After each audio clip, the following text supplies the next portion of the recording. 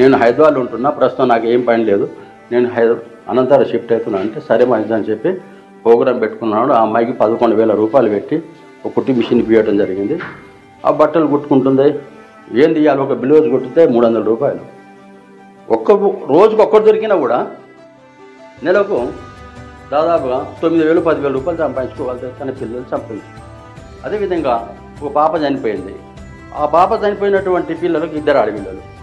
వాళ్ళు ఏం చేశారంటే ఆ బ్యాచ్కి సంబంధించిన వాళ్ళకు 3 లక్షల రూపాయలు తయారు చేశారు.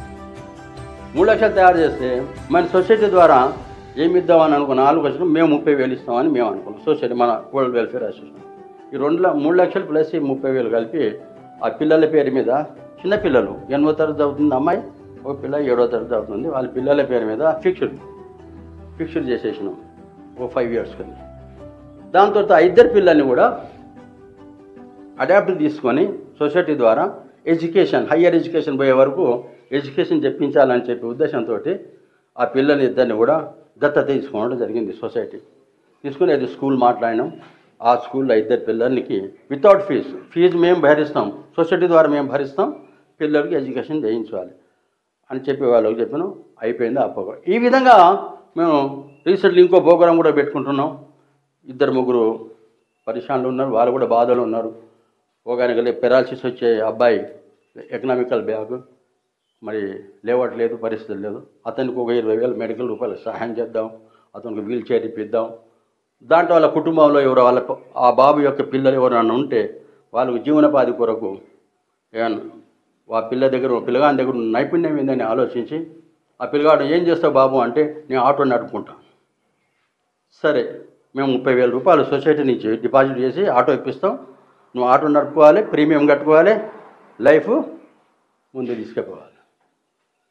ఈ విధంగా కాబట్టి మన దగ్గర కూడా ఉంటే బాగుంటుందనే ఆలోచనతోటి ఇక్కడ మనబడి old students welfare association ZPHS Medipalli దానికి లోగో కూడా తయారు చేసి పంపించడం జరిగింది.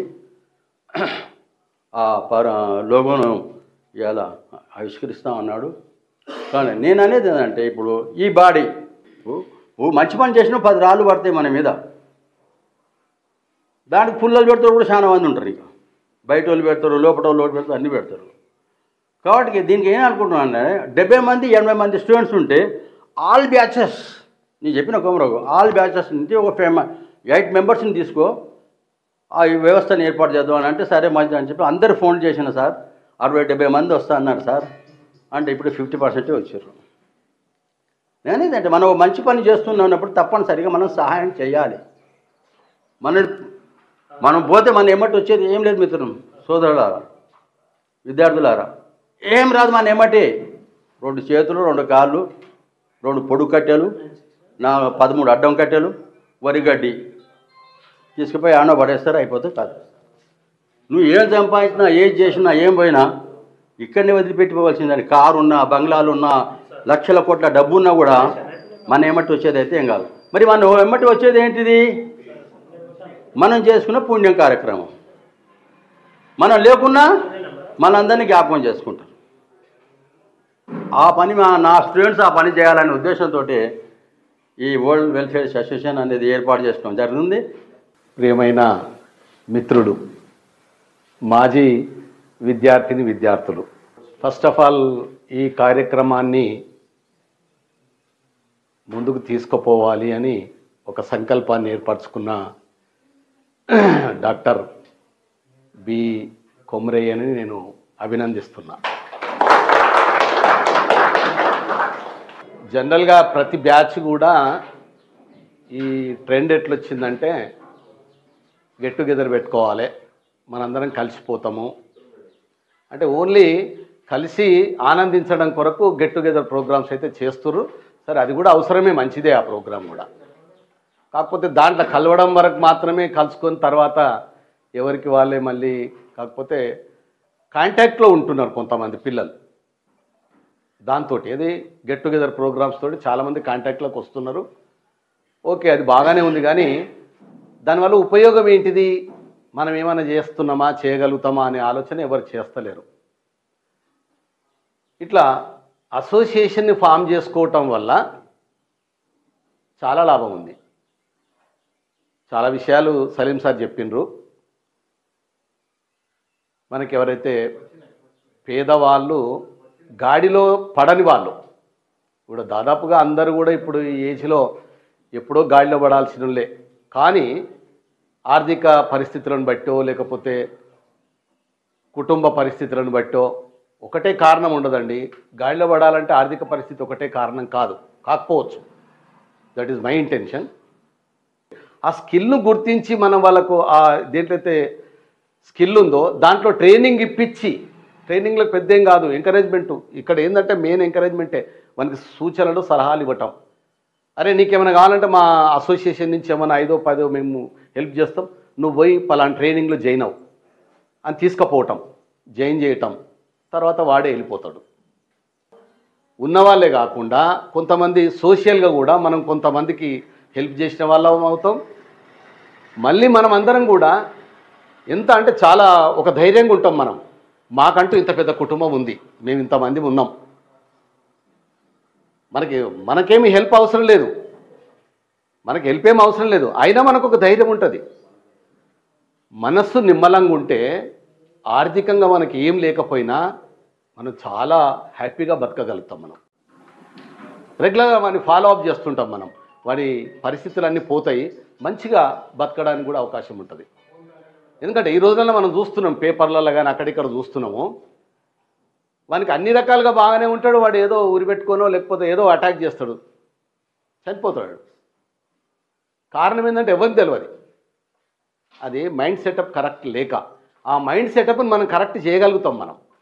అట్లాంటి వాళ్ళని గుర్తించి కూడా మైండ్ సెటప్ చేయగలుగుతాం. వాళ్ళకి మనం ఆర్థికంగా ఏమి అక్కర్లేదు, కొంచెం సోషల్ హెల్ప్నెస్ అంతే కాబట్టి ఇట్లాంటి పరిస్థితులల్లో మనం ఈ అసోసియేషన్ ఏర్పాటు చేసుకొని వీటన్నిటిని దృష్టిలో పెట్టుకొని, ఇప్పుడు మెంబర్షిప్ అని అంటే మామూలుగా సరే 500-1000 రూపాయలు ఎంతనో మనకు తోచినంతగా, మనకు ఎంతవరకు హెల్ప్ఫుల్ ఉంటుంది, ఇవ్వడానికి ఎంతవరకు మనకు అర్హత ఉందని అనుకుని దాన్ని బట్టి మనం చేసుకొని అది పెట్టుకోవచ్చు.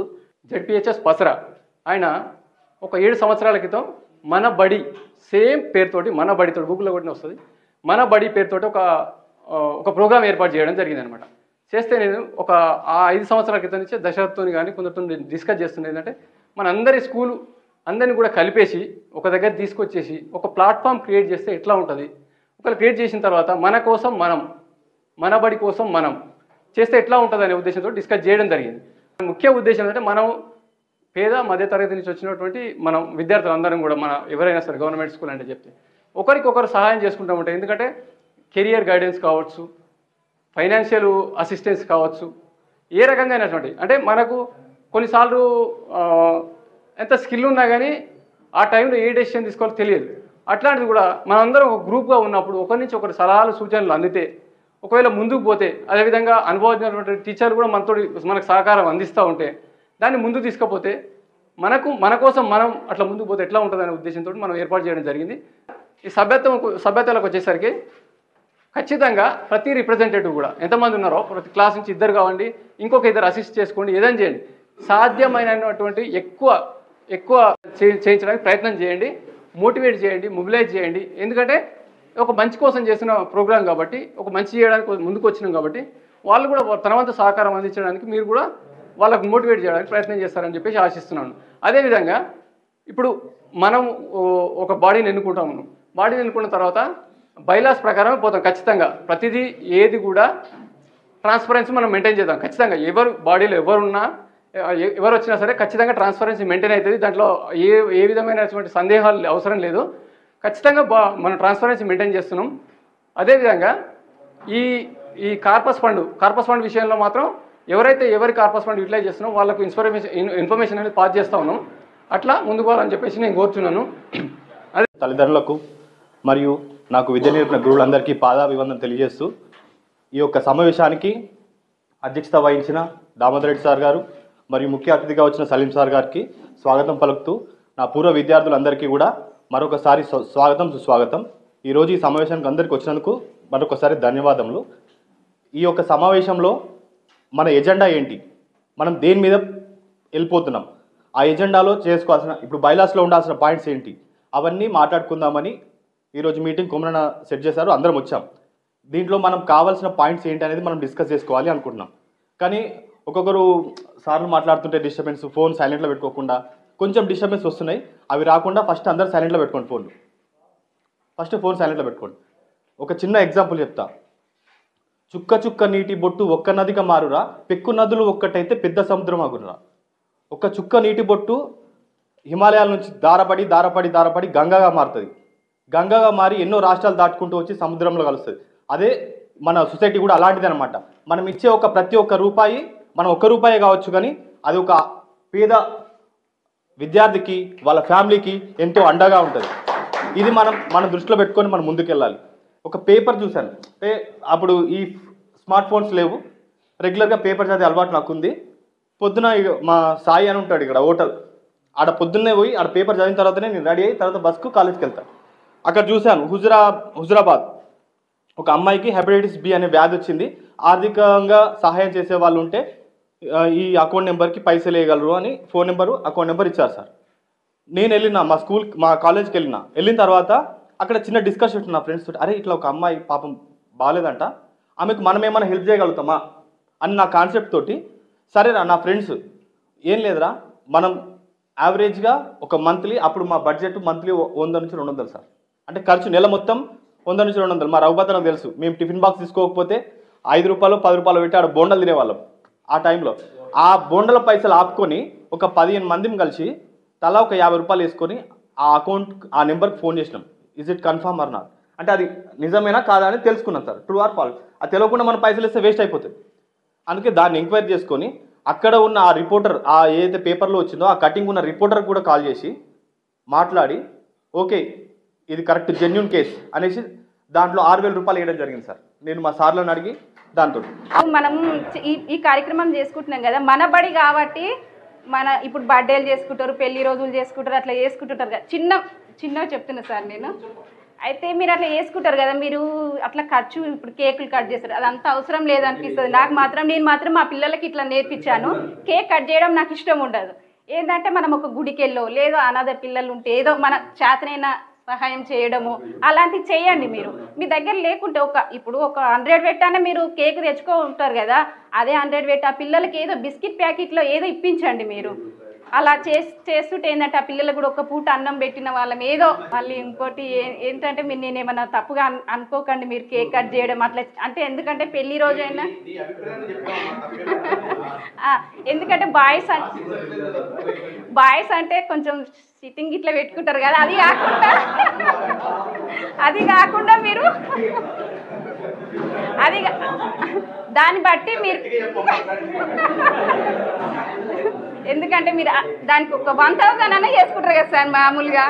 అదే ఏదో పేద పిల్లలకి పెడితే కొంచెం వాళ్ళకు ఒక పూట గడుస్తుంది కదా అనిపిస్తుంది నా అభిప్రాయం. Thank you. 35 మంది విద్యార్థులతో సమావేశం ఏర్పాటు చేయడం జరిగింది. ఈ కింది విధంగా తీర్మానాలు చేయడం కూడా జరిగింది. 1, మన బడి పూర్వ విద్యార్థుల వెల్ఫేర్ అసోసియేషన్ మేడ్పల్లి అనే సంస్థకు ఏర్పాటు చేయట. 2వది, పై సంస్థకు కార్యవర్గ సభ్యులను ఎన్నుకొనడం. 3వది, అసోసియేషన్లో చేరు ప్రతి విద్యార్థి సభ్యత్వం కింద ₹500 చెల్లించడం.